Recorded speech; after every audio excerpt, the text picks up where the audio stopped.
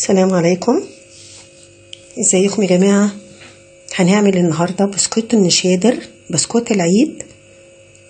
هنعمل المقدار هيطلع الكمية دي كلها، سهل وبسيط. هنعمله بالكيس، طبعا مقاديره بتتغير لو هو بالمكنة. بصوا مقرمش، وشوفوا التسوية بتاعته حلوة جدا، بس نلتزم بالمقادير وبالطريقة. المقدار اللي هنعمله هيطلع الكمية دي. هنبدأ دلوقتي مع بعض، وهننزل المقادير في صندوق الوصف. دلوقتي معانا الزبدة 450 و150 جرام سمنة نيوزيلندي، ولو البديل بتاعها عملتي ممكن بزبدة فيرن. المهم ان هي تكون طالعة من التلاجة، ما تكونش سايحة. معانا سكر 400 جرام، ومعانا من 4 ل5 بيضات. لو البيضة صغيرة هنحط 5 بيضات، هنحط عليهم الفانيليا. معانا معلقة صغيرة بيكنج باودر، ومعلقة صغيرة نشادر ممسوحة.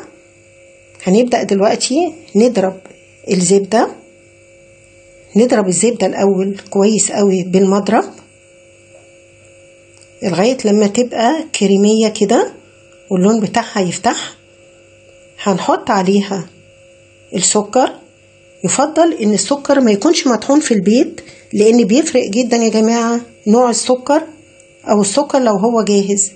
ده سكر الضحى، مش مشكلة سكر الضحى، بس المهم ان يكون نوعية السكر تكون كويسة. كل ما هنضرب كل ما هنلم من الجناب بالسباتشولا كده، عشان ما يبقاش في الجناب اي حاجة، عشان ما يغيرش المقادير. كل ما نضرب شوية، بتضربي شوية لغاية لما يبقى اللون كريمي وفاتح. نبدأ نحط البيض، بيضة حطينا على البيض الفانيليا. هو نزل بيضتين مش مشكلة، بس هنضربهم. ما تنزليش البيض طبعا مرة واحدة. كل ما تضربي بيضة كل ما تضربي تاني كل ما تنزلي بيضة بتضربي تاني بالمضرب زي ما احنا شايفين كده.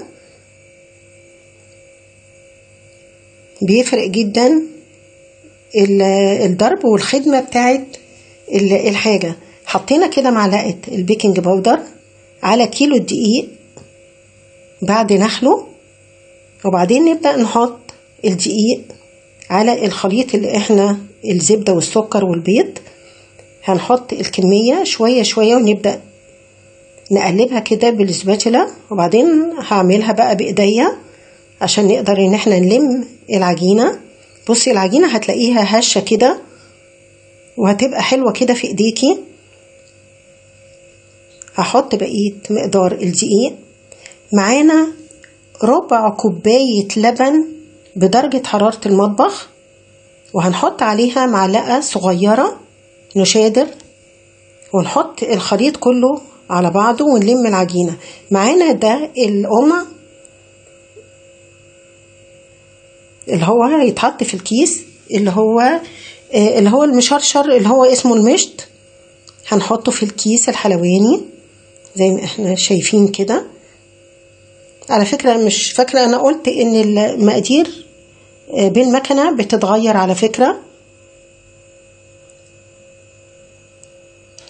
وممكن احنا نعمل مرة تانية بالمكنة. بصوا بنحط المشط كده لفوق، التيب بتاع البسكوت نرفعه لفوق، وتدوسي بكل سهولة بينزل، وتروحي قطعة كده بايديكي. مش محتاج اي حاجة، سهل جدا وما بياخدش اي وقت. طبعا احنا بنشغل الفرن على درجة حرارة 160 او 170 او حسب الفرن بتاعك وتسويته. مش عايزين طبعا الفرن يكون عالي، عشان احنا عايزين البسكوت يبقى مستوي من جوه ومن بره زي ما احنا شايفين كده. هكمل بقية مقدار البسكوت. احنا كده وصلت اخر صاج، والصاج اللي بعمله بروح حطاه علشان مش عايزة العجينة تسيح في الصاج. دي اخر صاج، رحت حاطة التب اللي هو النجمة،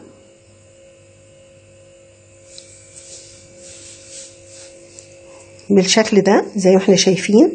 بنخليه كله مقاس واحد. احنا عارفين كلنا بقى بنحب البسكوت دون مع الشاي، وخصوصا في العيد مع الشاي بلبن كده، وبيبقى حلو قوي. متهيألي مفيش حد ما بيحبوش، كلنا بنحبه. وبعدين سهل جدا في عمايله، وولادك هيحبوه كده. ده كده تسويته في الفرن. بصي الشكل بتاعه اخد حوالي زي تلت ساعة او حسب الفرن بتاعك. بصي ما شاء الله القرمشة بتاعته، الريحة بتاعته حلوة جدا. وبصوا عملنا، طلعت الكمية دي من كيلو الدقيق. مستنية ان انتوا تجربوه وتقولوا لي رأيكم. سهل جدا، مش هياخد في ايديكي ساعة زمن.